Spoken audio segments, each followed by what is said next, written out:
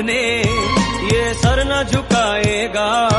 लाठी और जेलों से ये ना घबराएगा, इंसाफ गरीबों को अखिलेश दिलाएगा। समाजवादी पार्टी के संस्थापक मुलायम सिंह यादव की प्रथम पुण्यतिथि पर प्रदेश भर से समाजवादी पार्टी के कार्यकर्ताओं व नेतागणों ने आकर श्रद्धांजलि दी। लाखों की संख्या में नेताजी स्वर्गीय मुलायम सिंह यादव को श्रद्धांजलि देने पहुंचे पार्टी के कार्यकर्ता व नेतागण। मंच पर समाजवादी पार्टी के राष्ट्रीय अध्यक्ष अखिलेश यादव, राष्ट्रीय महासचिव शिवपाल सिंह यादव, रामगोपाल यादव समेत मैनपुरी सांसद डिम्पल यादव के अलावा पार्टी के तमाम नेता मौजूद रहे। तो वहीं समाजवादी पार्टी के नेताओं के अलावा संस्थापक मुलायम सिंह यादव से जुड़े लोग भी मौजूद रहे, जिनका अखिलेश यादव ने शॉल उड़ाकर मंच पर स्वागत किया। इस दौरान और क्या कुछ बोले पार्टी के पदाधिकारी, देखें रिपोर्ट।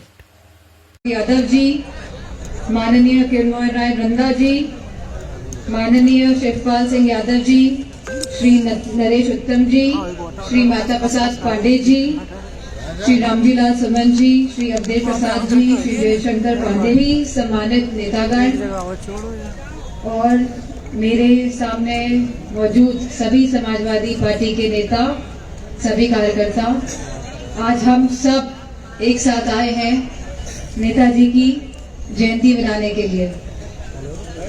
आज नेताजी हमारे बीच तो नहीं है, लेकिन नेताजी के विचार हमेशा हमारे साथ रहेंगे और हमारी आने वाली पीढ़ियों के भी साथ रहेंगे। नेताजी के व्यक्तित्व के बारे में जितना कहा जाए उतना कम है। शब्द कम पड़ जाएंगे, लेकिन नेताजी की प्रशंसा करते करते शब्द कम पड़ जाएंगे।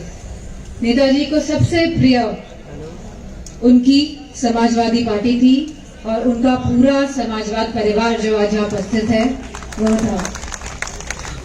नेताजी एक क्रांति थे और ऐसी क्रांति थे कि अब हम सबके जहनों में उस क्रांति की मिसाल सदा जीवित रहेगी।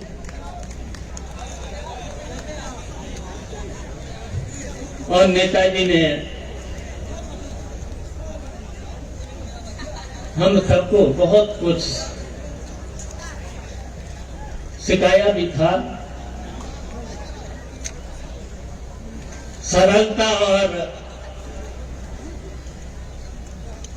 सरलता के साथ साथ जो उन्होंने गरीबों के, किसानों के और खासकर गांव, कभी भी कहा जब भी मिलते थे तो गांव और गरीबों को कभी न छोड़ना।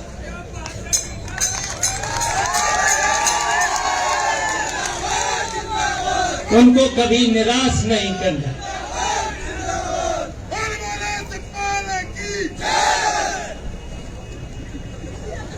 उनसे कभी कभी मिलते भी रहना, उनके काम भी करते रहना, ये हमेशा संदेश देते रहते थे।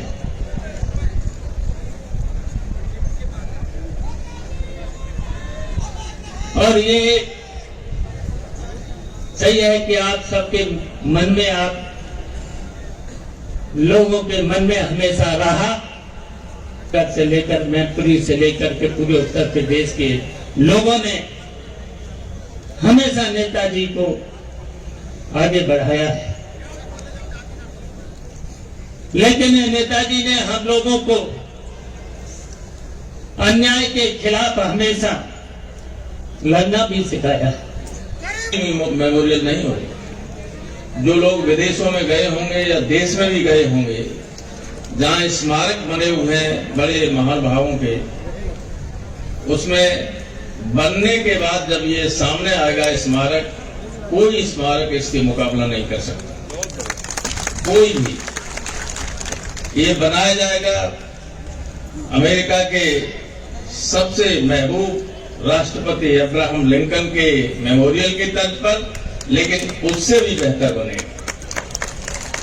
और लाखों समाजवादियों को और जो अन्याय के खिलाफ लड़ने वाले लोग हैं उनके लिए ये अनंत काल तक प्रेरणा देने का काम करेगा, प्रेरणा का स्रोत रहेगा। तो इसलिए मैं कह रहा हूं कि समाजवादियों के लिए एक बहुत ही बड़ा दिन है आज का, एक बहुत अच्छा काम का की शुरुआत हुई है और समाजवादी पार्टी को मजबूत बनाने का दायित्व तो आप सबका है और जिनके ऊपर सबसे ज्यादा जिम्मेदारी होती है जो नौजवान हैं, उसमें थोड़ा सा मैं एक बात सुनाना चाहता हूं इधर खड़े हुए लोगों के लिए। एक बार 12 तुगलक रोड में बहुना जी भी जब पार्टी में आ गए थे तो 12 तुगलक रोड में चौधरी साहब के साथ हेमवती नंदन बहुना, नेताजी और मैं बैठा हुआ था। तो बहुना जी ने चौधरी साहब से कहा, चौधरी साहब जानते हो कि बीजेपी के आपके कार्यकर्ताओं में क्या फर्क है? बोले तुम ही बताओ क्या फर्क है? बोले फर्क ये है कि बीजेपी का हमारा कार्यकर्ता जब जाएगा बाजार में भेजो 10 रुपया लेके या 50 रुपया लेके 10 रुपए के सामान लेके आ पाए और बीजेपी का कार्यकर्ता 10 रुपया का सामान लेके देखो भेजो 50 रुपए का सामान ले आएगा। तो बीजेपी के अगर ये लोग होते यहाँ तो कोई कुर्सी खाली नहीं होती, उसके पीछे तक भरा होता है, पीछे तक इनको। और नेताजी को न केवल नेताजी के नाम से बल्कि धरती पुत्र के नाम से भी लोग हमेशा याद करते रहे हैं। ये सैफई जहां पर नेताजी का स्मारक बनने जा रहा है, सैफई नेताजी का सपना था और नेताजी ने जिंदगी भर सैफई से लेकर के और देश की किसी राजनीति में किसी जगह पहुंचे होंगे, न कभी अपनी सैफई को भूले और न अपने लोगों को कभी भूले हैं। नेताजी ने न जाने कितने लोगों के सर पर हाथ रखा, कंधे पे हाथ रखा और राजनीति की ऊंचाइयों तक पहुंचाया। उन नेताजी को हम लोग याद कर रहे हैं, उन्हीं के स्मारक में आज हम लोग शामिल होने जा रहे हैं। नेताजी ने जीवन भर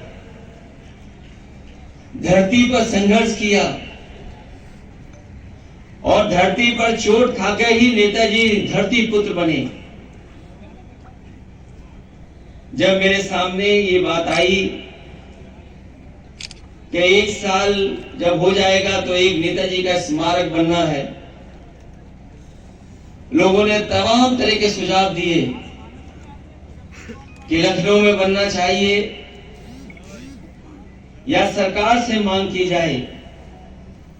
मैं उन साथियों से मैंने कहा कि जहां नेताजी ने जन्म लिया और जिस मिट्टी में खेल करके, जिस मिट्टी में राजनीति कर करके वो राजनीति की ऊंचाइयों तक पहुंचे हैं, उसी मिट्टी में देश का सबसे बेहतरीन नेताजी का स्मारक बनेगा। मेरे सामने ये भी सवाल था कि स्मारक क्या हो, कैसा बने। मैंने जहां आर्किटेक्ट से राय ली, वहीं समय समय पे लोगों ने जो नेताजी को याद किया, जिस समय नेताजी अस्पताल में बीमार थे और बीमारी के बाद जब हम लोग सैफई लेकर के आए और लगातार उनके चाहने वाले लोग राजनीति के क्षेत्र के दूसरे क्षेत्रों से उन लोगों से जब मिला, मैं उनसे बातचीत की और कई बड़े लोग जो नहीं पहुंच पाए, उन्होंने पत्र के माध्यम से नेताजी के जीवन के बारे में जो किस तरीके से जीवन उनका छुआ, उन बातों को रखा। तो मुझे याद आया कि मैं आर्किटेक्ट से कहूं कि नेताजी जहां देश के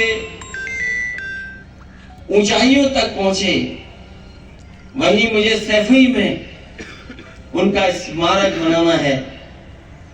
और जब स्मारक बनाने का फैसला लिया तो न केवल भारत के बल्कि दूसरे देशों में भी जो बड़े बड़े